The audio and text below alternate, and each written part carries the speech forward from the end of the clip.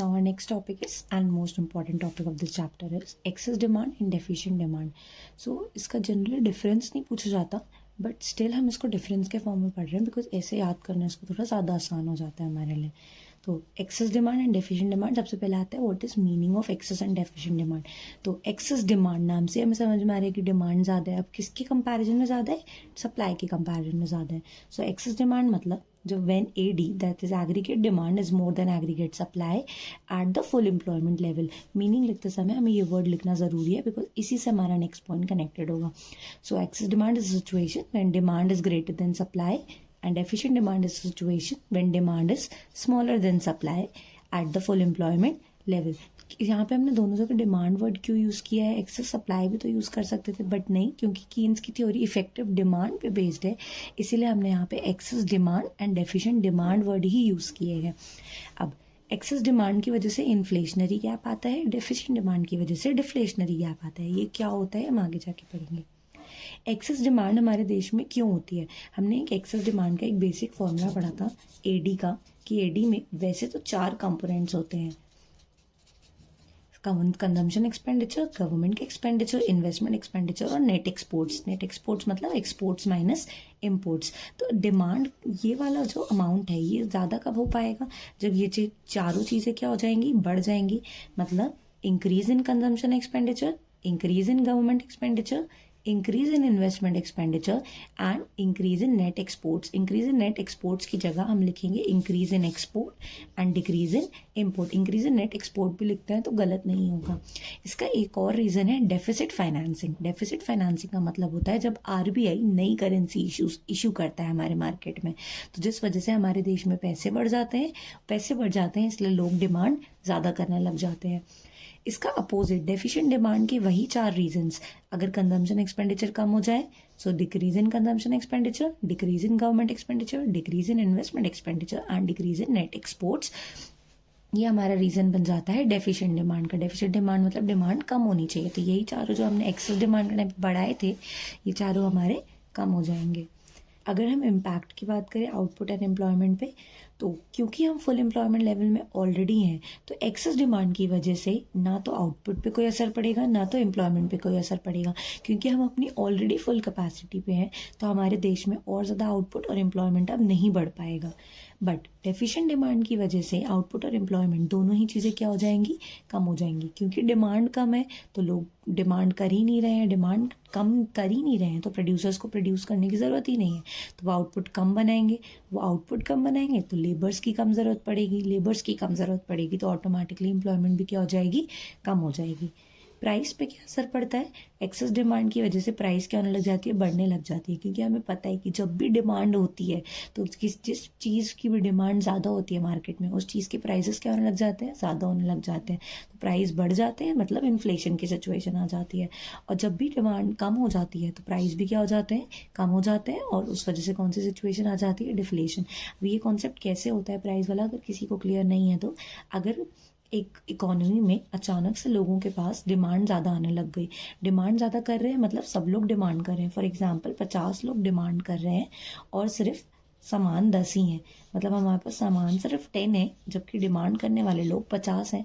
तो मैं ये 10 सामान उन्हीं को बेचूंगी जो सबसे ज़्यादा प्राइस मुझे ऑफर कर सकते हैं. तो ऑटोमेटिकली धीरे धीरे इस 10 सामान की भी प्राइस क्या होने लग जाती है? बढ़ने लग जाती है.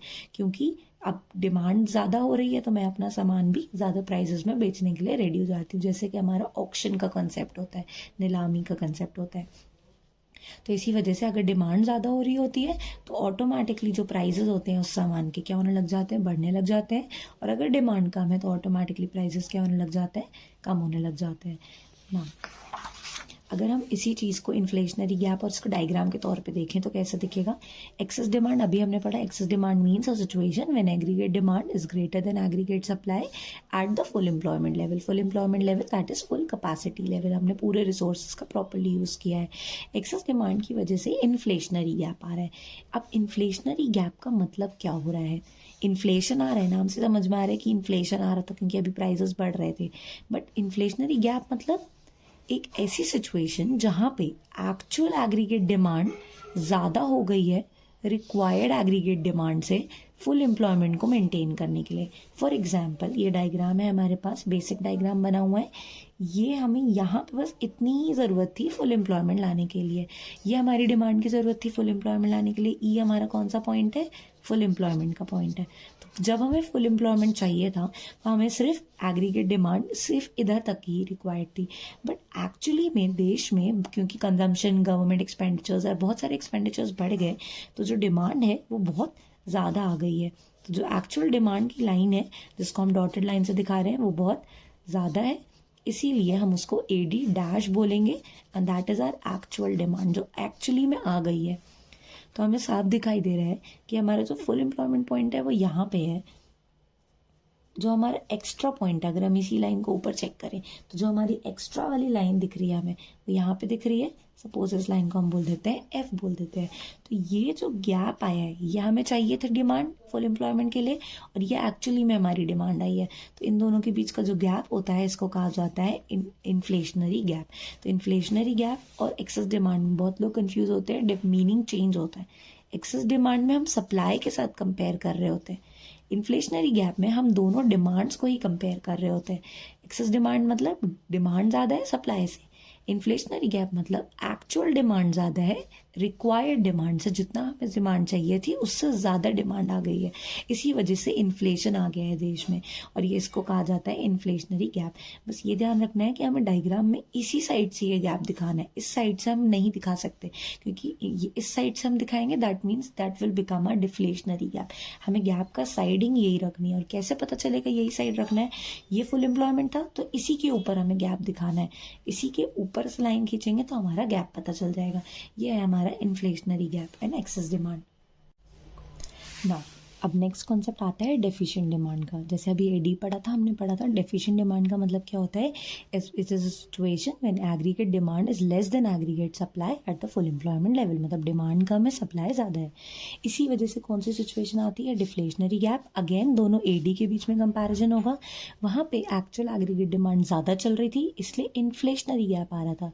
यहाँ पे एक्चुअल एग्रीगेट डिमांड कम चल रही है रिक्वायर्ड से, मतलब हमें जितनी डिमांड, ये हमें पॉइंट चाहिए था डिमांड, जैसे बेसिक डायग्राम में ये हमारा ई वाला जो पॉइंट है अगेन फुल एम्प्लॉयमेंट लेवल था। इस फुल एम्प्लॉयमेंट लेवल में बस इतनी डिमांड हमें चाहिए थी। बट एक्चुअली में क्योंकि कंजम्पशन एक्सपेंडिचर कम है, गवर्नमेंट और इन्वेस्टमेंट एक्सपेंडिचर ऐसे बहुत सारे एक्सपेंडिचर्स क्योंकि कम थे, इस वजह से जो डिमांड थी वो थोड़ा सा नीचे आ गई, मतलब कम डिमांड चल रही थी। तो हमारी एक्चुअल डिमांड क्या है, ये AD डैश हमें चाहिए इतनी थी, AD required full employment maintain करने के लिए, बट एक्चुअली में हमारी डिमांड कम हो गई है। तो इसी डिमांड वाले पॉइंट से, इसी फुल एम्प्लॉयमेंट वाले पॉइंट से अगर हम एक नीचे की तरफ लाइन ड्रॉ करें इस पॉइंट तक, ये पॉइंट कौन सा बन गया, F पॉइंट। तो ये जो गैप क्रिएट हो रहा है, इतना चाहिए था और एक्चुअली में मिल सिर्फ इतना ही रहा है, तो हमें कम मिल रहा है, इसलिए इसका दूसरा, इसके लिए इसका नाम दिया गया deflationary gap. Again deficient demand में सप्लाई के साथ कंपेयर कर रहे हैं, मतलब डिमांड कम है सप्लाई ज़्यादा है। डिफ्लेशनरी गैप में दोनों डिमांड का ही कंपैरिजन चल रहा है, हमें डिमांड ज़्यादा चाहिए थी बट एक्चुअल में डिमांड कम आ गई। इसी वजह से जो गैप क्रिएट होता है तो उसको क्या बोलते हैं, हम डिफ्लेशनरी गैप बोलते हैं। Now measures to control excess and deficient demand, ये अच्छे से पढ़ना है क्योंकि ये आता है इससे रिलेटेड क्वेश्चन कि एक्सेस डिमांड को कैसे कंट्रोल कर सकते हैं या फिर इन्फ्लेशनरी गैप को कैसे कंट्रोल कर सकते हैं, डेफिशिएंट डिमांड को कैसे कंट्रोल कर सकते हैं या फिर डिफ्लेशनरी गैप को कैसे कंट्रोल कर सकते हैं। तो दोनों में आंसर सेम ही रहेंगे और दो तरीके से हम इसको कंट्रोल कर सकते हैं मेनली। पहला है फिस्कल मेजर्स और दूसरा है मॉनेटरी मेजर्स। फिस्कल मेजर्स कौन देखता है, गवर्नमेंट की तरफ से मेजर्स होते हैं। मॉनेटरी मेजर्स जैसे हमारे बैंकिंग में भी हमने पढ़ा होगा होते हैं RBI की तरफ से मेजर्स। मॉनेटरी मेजर्स के अंदर अगेन दो होते हैं, क्वांटिटेटिव एंड क्वालिटेटिव। इसको हम डिटेल में पढ़ेंगे अभी। फिस्कल मेजर्स में गवर्नमेंट के मेजर्स होते हैं, जो मतलब इसमें सिर्फ दो ही मेजर्स की बात हो रही है, टैक्स एंड गवर्नमेंट एक्सपेंडिचर। सिर्फ दो चीज़ों में दो ही चीज़ें आती हैं हमारे फिस्कल मेजर्स में, पर जनरली कभी कभी मॉनेटरी मेजर्स ही ज़्यादा पूछे जाते हैं। बट अगर क्वेश्चन में स्पेसिफिकली लिखा है फिस्कल मेजर्स तब फिस्कल मेजर्स बताएंगे, नहीं बोला है तो मॉनेटरी मेजर्स का नाम लिख के भी दिया जा सकता है। नाउ अब एक्सेस डिमांड या फिर इन्फ्लेशनरी गैप के टाइम पे हमें टैक्स और एक्सपेंडिचर को क्या करना पड़ेगा, बढ़ाना पड़ेगा, कम करना पड़ेगा, वो हम चेक करेंगे। तो एक्सेस डिमांड या फिर इन्फ्लेशनरी गैप के टाइम पे अगर टैक्स की बात करें तो टैक्स को क्या करना पड़ेगा, गवर्नमेंट को ज़्यादा टैक्स लगाना पड़ेगा ताकि लोगों के पास जो मनी हो वो उनके पास बचे ही ना, क्योंकि टैक्स ज़्यादा लगेगा तो उनको ज़्यादा पैसे गवर्नमेंट को देने पड़ेंगे, उनके पास मनी कम हो जाएगी तो ऑटोमेटिकली उनकी डिमांड क्या हो जाएगी, कम हो जाएगी। तो पहला मेजर कि increase in the tax rates और the taxation policy. Second is government spending, जिसको हम कहते हैं गवर्नमेंट का एक्सपेंडिचर। अभी हमने पढ़ा था गवर्नमेंट का एक्सपेंडिचर जी एक पार्ट होता है एग्रीगेट डिमांड के फॉर्मूले का। तो जब एग्रीगेट डिमांड में ये जी वाला पार्ट बढ़ रहा था तब डिमांड भी बढ़ जा रहा था, जो हमने पढ़ा था ये वाला फॉर्मूला C+G+I+NX। तो जब ये गवर्नमेंट बढ़ रही थी तब हमारी डिमांड भी बढ़ रही थी। तो अगर हमें डिमांड को कम करना है तो हमें गवर्नमेंट के एक्सपेंडिचर को भी क्या करना पड़ेगा, कम करना पड़ेगा। क्योंकि अगर जैसे ही हमारा गवर्नमेंट का एक्सपेंडिचर कम होगा तो ऑटोमेटिकली हमारा डिमांड भी क्या हो जाएगा, कम हो जाएगा। तो एक्सेस डिमांड के टाइम पे टैक्स को बढ़ाना पड़ेगा गवर्नमेंट को और एक्सपेंडिचर को कम करना पड़ेगा। एंड डेफिशिएंट डिमांड की बात करें तो डेफिशिएंट डिमांड या फिर डिफ्लेशनरी गैप की बात किया जाए तो दोनों के टाइम पे ये वाले दोनों मेजर्स क्या हो जाएंगे, जस्ट अपोजिट हो जाएंगे। टैक्स को बढ़ाने की जगह अब हमें टैक्स को कम करना पड़ेगा ताकि ऑटोमेटिकली मनी कम हो जाए, मनी कम हो जाएगा तो डिमांड भी कम हो जाएगा। और दूसरा एक्सपेंडिचर को क्या करना पड़ेगा, बढ़ाना पड़ेगा। जैसे ही एक्सपेंडिचर को बढ़ा देंगे तो ऑटोमेटिकली एग्रीगेट डिमांड बढ़ जाएगा और हमारे डिफ्लेशन की प्रॉब्लम सॉल्व हो जाएगी। Type of measures are the monetary measures. Monetary measures में भी हम क्या करेंगे, पहले सारे मॉनेटरी मेजर्स को हम समझ लेते हैं नॉर्मली क्या होते हैं। वैसे ये बैंकिंग चैप्टर का पार्ट है तो जिन लोगों ने बैंकिंग पढ़ा है उनको याद होगी ये वाली चीज़, और जिन्होंने नहीं पढ़ा है वो पढ़ सकते हैं एक बार या फिर यहीं पे देख सकते हैं। Quantitative measures and qualitative measures. Quantitative measures पूरे देश पे असर करेंगे एंड क्वालिटेटिव मेजर्स कुछ पर्टिकुलर एरियाज या कुछ पर्टिकुलर सेक्टर्स पे अफेक्ट करने के लिए होते हैं। क्वांटिटेटिव मेजर्स के अंदर बहुत सारे मेजर्स आते हैं। सबसे पहला आता है बैंक रेट या रेपो रेट। मैं इसको थोड़ा शॉर्ट में बता रही हूँ बिकॉज ये एक्चुअली में बैंकिंग चैप्टर का पार्ट है। बैंक रेट या रेपो रेट का मतलब होता है वो रेट जिस रेट पे आरबीआई लोन प्रोवाइड कर रहा होता है कमर्शियल बैंक्स को। आरबीआई लोन प्रोवाइड कर रहा है टू द कमर्शियल बैंक्स और जो rate of interest RBI charge कर रहा है, फॉर एग्जांपल अगर आरबीआई ने 10,000 का लोन दिया है बैंक को 9% पे, तो ये जो 9% है वो क्या बन जाएगा, बैंक रेट या रेपो रेट। अगर लॉन्ग टर्म के लिए लोन है तो इसी चीज़ को बैंक रेट कहा जाएगा, अगर शॉर्ट टर्म के लिए लोन है तो इसी चीज़ को रेपो रेट कहा जाएगा। दूसरा होता है, सेकेंड है हमारा CRR या फिर SLR। अगर बैंक वाले हैं, जो बैंक है उसके पास कुछ ना कुछ मेन डिपॉजिट्स आते हैं, गवर्नमेंट कुछ पैसे, जो कस्टमर्स होते हैं वो कुछ पैसे जमा कराते हैं। सपोज 1,000 रुपीज़ बैंक के पास आए हैं, इस 1,000 में से कुछ पैसे कंपल्सरीली बैंक को आरबीआई के पास डिपॉजिट कराने पड़ते हैं एज सेफ्टी। जैसे हम अपनी सेविंग करते हैं वैसे ही, तो जैसे हम अपने पैसे बैंक में रख के आते हैं फॉर सेफ्टी, वैसे ही बैंक भी अपने पैसे कुछ सेफ्टी के लिए आरबीआई में रखता है। Suppose 10% that is 100 rupees. तो ये जो पैसे, जो मिनिमम डिपॉजिट बैंक्स अपने पैसे आरबीआई के पास रख रहा होता है, that is known as CRR। मतलब the minimum deposit that a bank kept with RBI is known as CRR। और इसी का कुछ परसेंटेज बैंक को अपने पास भी सेव करके रखना होता है। जैसे साइड में हमने अपने पास सेव करके कुछ पैसे हम बैंक में जमा कराते हैं, कुछ पैसे हम अपने पास रखते हैं, तो वैसे ही कुछ पैसे बैंक आरबीआई के पास रखता है, उसको कहा जाता है CRR, कैश रिजर्व रेशियो। और कुछ पैसे बैंक अपने पास खुद से साइड करके रखता है for safety, which is known as statutory liquidity ratio. Next is open market operation. Open market operation का मतलब होता है कि जो आरबीआई है, क्योंकि सारी चीज़ें मॉनेटरी मेजर्स में आरबीआई हैंडल करता है इसलिए आरबीआई का रोल ज़्यादा होता है। जो आरबीआई है वो मार्केट में सिक्योरिटीज़ को सेलिंग या बाइंग कर रहा होता है। सिक्योरिटीज़ मतलब जैसे भी हमारे शेयर्स, डिबेंचर्स, ये सब बेसिक सिक्योरिटीज़ होती है, पर आरबीआई यहाँ पे हम किस सिक्योरिटीज़ की बात करें, बेसिकली गवर्नमेंट सिक्योरिटीज़ की एंड ट्रेजरी बिल्स की बात हो रही है। तो जब भी आरबीआई मार्केट में अपनी सिक्योरिटीज बेचता है या खरीदता है ओपन मार्केट में, इस चीज को क्या कहा जाता है, ओपन मार्केट ऑपरेशंस कहा जाता है। एक और होता है रिवर्स रेपो रेट। जैसे अभी हमने ऊपर पढ़ा था, रेपो रेट का मतलब क्या होता है, जब आरबीआई लोन देता है कमर्शियल बैंक्स को। जैसे आरबीआई लोन जब दे रहा है कमर्शियल बैंक्स को, वैसे ही कमर्शियल बैंक्स कभी कभी अपने पैसे किसके पास जमा कराते हैं, आरबीआई के पास पैसे जमा करा रहे हैं। जैसे हम अपने पैसे बैंक के पास जमा कराते हैं तो हमें इंटरेस्ट मिलता है, वैसे ही जब कमर्शियल बैंक अपने पैसे आरबीआई के पास जमा कराते हैं, एक्स्ट्रा फंड, सरप्लस फंड्स जब वो डिपॉजिट करते हैं आरबीआई में, तो आरबीआई भी उनको कुछ परसेंट इंटरेस्ट दे रहा होता है, सपोज 6%। उस परसेंटेज इंटरेस्ट को क्या कहा जाता है, reverse repo rate. Repo rate मतलब लोन का rate, and reverse repo rate मतलब जो डिपॉजिट कर रहे हैं उसका जितना इंटरेस्ट रेट हमें मिल रहा होता है। क्वालिटेटिव मेजर्स की बात की जाए तो क्वालिटेटिव मेजर में सबसे पहला आता है हमारा मार्जिन रिक्वायरमेंट।